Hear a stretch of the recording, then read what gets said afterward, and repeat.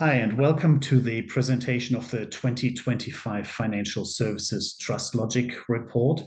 This report was more specific for banks, private health insurances, and super funds. And next, we will do insurance and wealth management.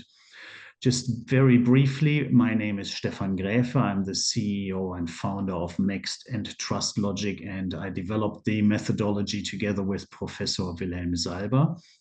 Then from our team, we also have Denise here. She has been with us for over 6 years and conducts most of our studies internationally. So if you have any questions about any kind of category or any kind of data, she is the one to talk to. And from our team here as well, Roy in attendance. What I would like to take you through today is I want to start in a very different manner. And instead of taking you through lots of data and methodology, I want to start off actually showing you how the data is implemented practically. After that, I'll do a very quick recap on the methodology. Then we will have a look at the data and how to read it. And it was quite interesting that we ran the study in March, and then just 2-3 weeks ago, we had the cyber attack on super funds. So we had a very quick look also how that impacted trust and shifted trust around a little bit, and we'll share the data about it. And then I would like to bookend the quick webinar with another practical example, quite literally word by word, how trust can be built and what kind of performance impact it has. In this case, it led to a 33% increase in sales performance within 4 weeks. But without much more ado, let's just hop straight into it. In terms of the data, when you look into the report, you find always these kinds of graphics in there. On the left-hand side, what it shows you is how strongly you are trusted in each of those trust buckets. So trust has 6 clear dimensions, and we measure each of those dimensions and how strongly you perform in this one. This specific example is a client that a client's prospects, and we see that more or less it's around the 6 out of 10 mark. That means theoretically it's over the halfway mark, but it is still fairly low, and we see that Vision Trust performs lowest at 5.9. For us, that is important to track the progress with clients, but more important for us is actually to apply the driver analysis and to understand what is it that is most important for customers or prospect to trust you more for? What would they love to trust you for? And here we see that it's Vision Trust that is most important. Now, that sounds very abstract to you, especially if you haven't really looked at the methodology yet. But to give you an example what that means and how easy it is to then actually very specifically build the right and most important trust rather than just spraying it and trying to build any trust, I want to hop quickly into our website. If you go to trustlogic.info, then you see our website. And if you hop straight into the TrustLogic AI, you can sign up there. It's totally for free. I'm logged in, so it will go straight there. Then I know already the Vision Trust bucket is most important. But if you want to learn more about the methodology, just go into the academy and you find all the books and videos and training programs that we have refined over the last 20 years. Of course, you've got your account functions here. You've got the Trust Analyzer, which is the automated driver analysis with a full demo behind it as well. You can play with some Volkswagen data in the background. And of course, you've got the AI. And now that I know in the AI that Vision Trust is the most important, I'll just quickly go into my quick start, go to find, and let's say the brand is National Australia Bank. I'll just type in NAB, and I don't give it any specific focus for now. I just want to know what kind of reasons would make people trust us more for having a good vision and values. And I'll just select the right trust bucket, hit go find. And now what our AI does is it is trained on TrustLogic, sandwiched with ChatGPT 4.0, which is secure, so it doesn't share your data, so it's segregated. And overlaid with that, we have done Google search, and that is now finding all those reasons why the NAB can be trusted to have a good vision and values. So within a few seconds, as you saw, it's coming up right away. But if we're looking specifically more for focus on sustainability, then the AI will find us more that very specifically give us examples about why we can trust in those vision and values with regards to sustainability. So we will have that in a second.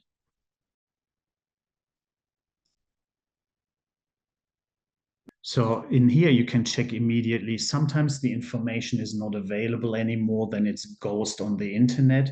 But here now I know I can use this specific reason without any problem. And then I can just ask the AI to write me 10 social media posts with them. And of course, you can instantly create those, and they're focused exactly on what trust you want. You can write blogs, CEO speeches, investor updates, whatever you want, and mix the trust buckets in. So that's how it's applied. That's how easy it is. So now let's get back to our presentation. If I now go a little bit further, the question is, why in the first place do you actually focus on trust? And the reason is because with every little bit more trust, your customer behaviors change quite significantly. We measure trust from 0 to 10 in most cases, like your net promoter score. And we see that from 5 upwards, we see that with every little bit more trust, the positive behaviors pretty much double. The likelihood to recommend, the likelihood to buy from you, and of course, your customer loyalty.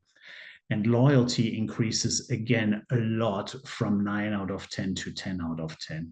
So one of our clients said it's really difficult, but it's very worthwhile to get there. And you have to use everything we've got to get there.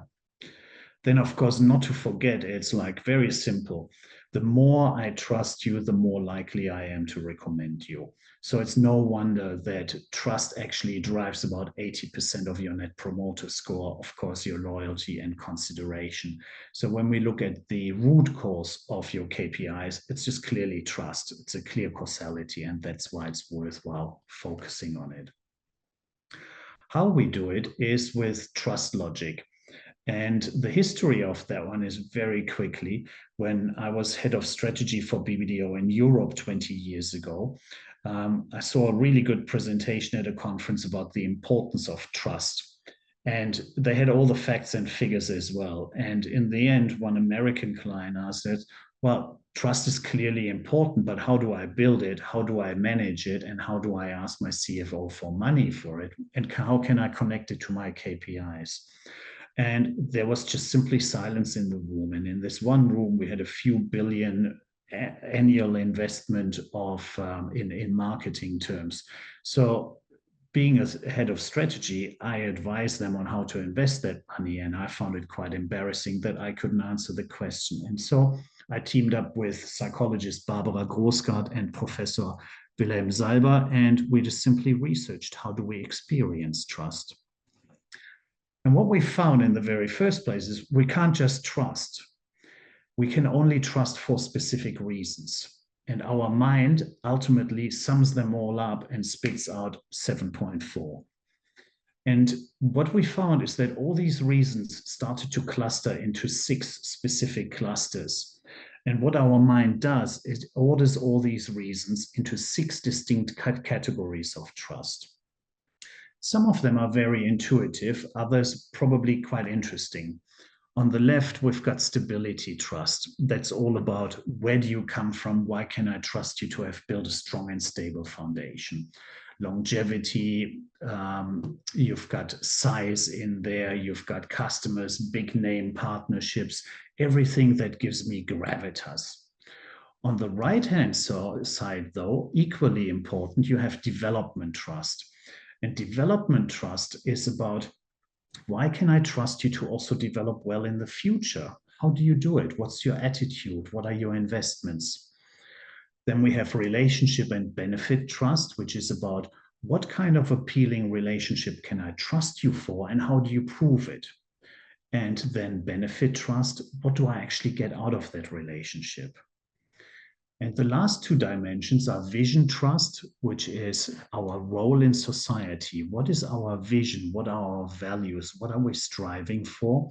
If you use Simon Sinek terms, that's probably the purpose part, but it's not the be and end of it all. And then we have competence trust. What kind of competencies can I trust you for?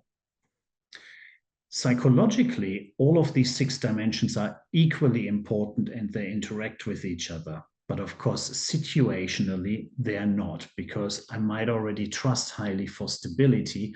Then that doesn't help me to trust more. Then I might want to trust for another one of those dimensions. How it's easy to remember is actually to simply think of these 6 dimensions of trust as 6 categories, 6 buckets of trust that you need to fill. And we didn't invent that. It came actually out of a training workshop with a sales team where we presented our wonderful psychological model of trust. And then this one participant piped up and says, it's really simple. It's like 6 buckets of trust in my mind. And now I have the reasons to fill them specifically. And that's stuck. And most of our clients just call it the 6 buckets of trust now. In terms of using it, it's absolutely robust. In all the tests we have run and our clients have run, TrustLogic always drives at least 80% of trust, around the 80% mark of the Net Promoter Score, reputation, consideration, and loyalty. So that means TrustLogic explains these KPIs extremely well. And therefore, when you look at the results out of the TrustLogic studies, you can use them with certainty. So now let's have a look at the practical stuff. Once you do the driver analysis, and that's where I talked about the buckets are not equally important in the situation, we can differentiate which buckets are most important to whom in your audience. And we can see then by percentage which ones are the most important ones. And then behind that, you can have all your reasons that you could be trusted for. So these could be your brand values, some features, other facts about the organization. And we can then model very easily which exact statements would fill the specific trust buckets so that you can guide your teams in using them very specifically. And if you want to use the AI in conjunction, you just load them into the AI and everyone builds that trust in a really aligned manner. So let's have a quick look at how we read the results in this study. Here we've got the Commonwealth Bank, we've got customers and non-customers. First, you see the trust composite score.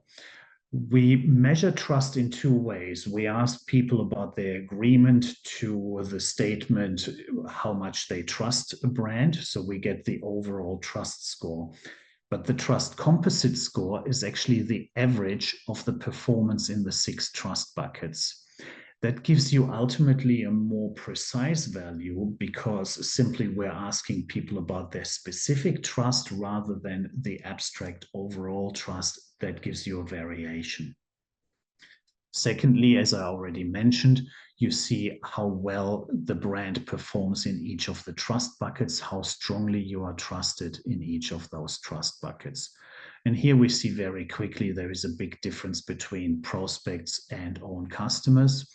And we see with the Commonwealth Bank own customers that relationship trust and vision trust perform least well.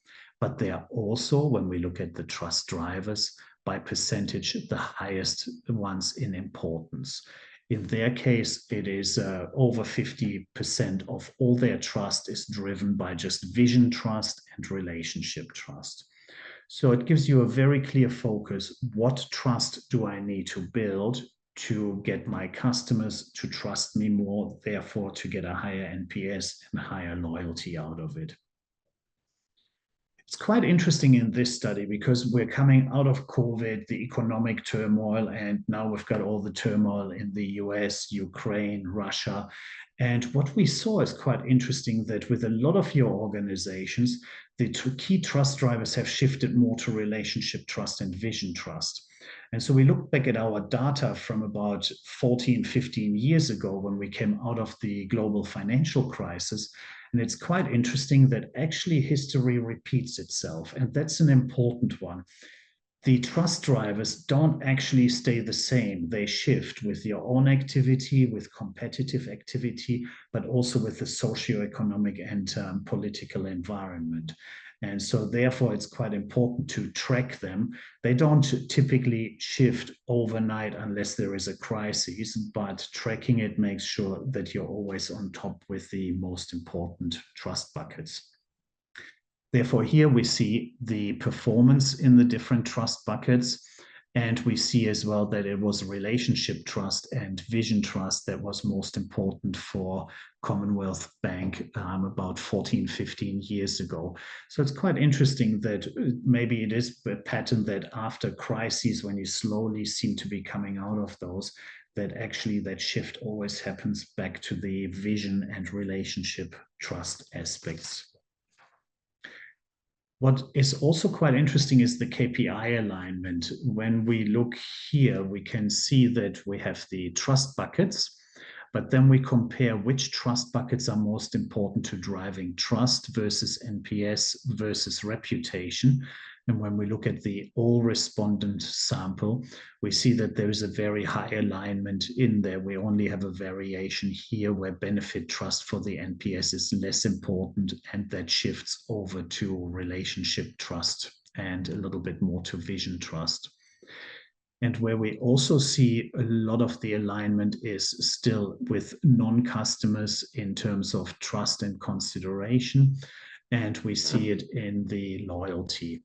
So that's really important for us. Sometimes they shift slightly. And when we did cognitive testing, and it turned out that when people score you on trust, it's an internal one. They don't have to justify it. But if they're thinking about how likely are you to recommend brand X to friends and family, then instantly and unconscious, they're asking themselves, how would I reason that? How would I justify it? So it's externalized. And therefore, the trust buckets shift sometimes slightly between the different KPIs, but usually the top three stay the same, but the order changes slightly.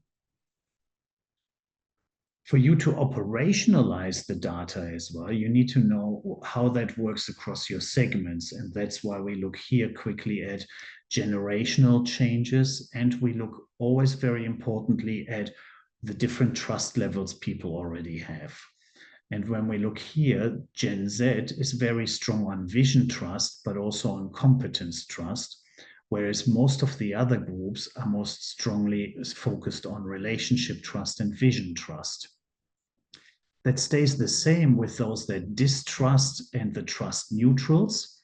But when we look at those people that already trust, I think in this case it's the Commonwealth Bank, and highly trust Commonwealth Bank, then actually it shows that the buckets shift quite considerably because stability trust becomes far more important. Considering obviously that strategically those high trusters and trusters represent the highest value, or if they are prospects, your highest conversion chance, that's really quite important to know that you're not focusing on the wrong trust buckets in actually attracting them. As I said before, we had a quick look at the data before and after the cyber attacks. And when we researched it in March compared to the week after the cyber attacks, what we found is with one brand that the overall performance in the trust buckets had diminished, but in our opinion, not very significantly. We found that actually only about 2/3 of people were even familiar with the cyber attacks or had heard about it. And so therefore the trust impact was not very great. Also, no money was lost. In a lot of cases, the super funds handled it actually quite well with their customer information, even with ourselves. What was quite interesting, though, is that the trust bucket importance shifted. And what we see here, that's pre-cyber attack, and this is post-cyber attack, that development trust became more important for this brand and competence trust as well, whereas benefit trust and relationship trust diminished in importance. So what that means, if you're tracking the trust buckets and their importance, you can very quickly see which trust buckets are actually impacted by a crisis or a challenge or anything that is happening. And you can see instantly as well, what do you need to focus on to either retain your trust, rebuild it, or react to the issue. So it gives you a very clear framework of what is most important to your customers in that situation. And that's also different from brand to brand. So we have here brand one, but if we look at another two brands, we see actually that the importance shifts are quite different for the two different brands. In this case, with brand A, development trust actually became less important. With both brands, vision trust became more important, but benefit trust became more important only with one of those brands.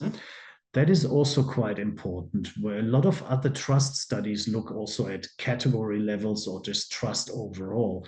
We always find that even where brands are seemingly the same, the trust buckets that are most important to the audience are actually quite often brand specific, and that gives you more brand differentiation potential. So that's quickly on the cyber attack. And I want to finish up with an example from the energy industry. We've got the 6 trust buckets here. And when you remember with energy sales, you got the cold calls and people tell you, hi, it's Asha here from X Energy calling. I'm sure we can save you money. And bang, what you do is you hang up. And that is exactly what happened to this team quite a lot of times. And what we did is in a 2-hour workshop, we just collected what could they be trusted for in all those different trust buckets. And we had a team of the salespeople and the marketing people in there. And some of those aspects that came out was that with Stability Trust, was quite interesting. They're majority owned by the New South Wales and federal government, and they have way over 500,000 customers.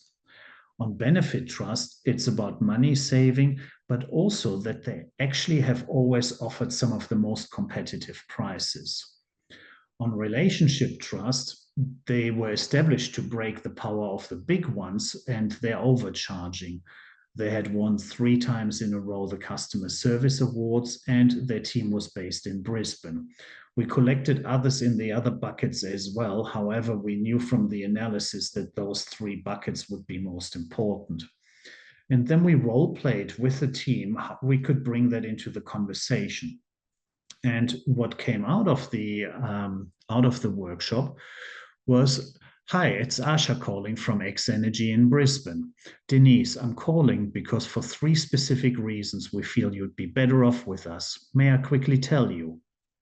Then the person hopefully says yes. Number 1, we always offer some of the most competitive prices, and I'm sure we can save you a substantial amount. But number 2, having won the Roy Morgan Customer Service Awards 3 times in a row, our great prices don't come at the cost of great customer service, and we're based here in Australia. And number 3, we are majority owned by the federal and New South Wales governments, and that means your profits go back into your own community. And some of the feedback from the team afterwards was qualitatively, where they had calls, and of course then the calls continued, and they said, I could literally hear in the voice of the customer how his trust increased, was one of those quotes, and the performance increased by 33% within 4 weeks.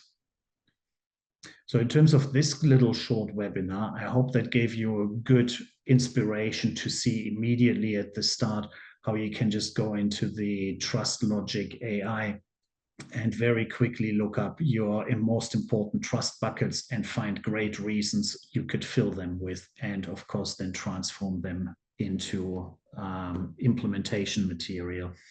Then secondly, the methodology, very quickly, we can't just trust, we can only trust for specific reasons, and our minds order them into 6 distinct categories. And you can imagine them as 6 buckets of trust that you simply have to fill with the right reasons, and you need to know which buckets are most important. We had a look at how you can read your data, and we also saw that history seems to repeat itself. These trust buckets that are most important shift over time, and they shift with your own activity, competitive activity, and the socioeconomic environment. We also saw that we can immediately see what kind of trust buckets are impacted by what kind of crises or issues, and also how it shifts what to focus on to rebuild or recover that trust.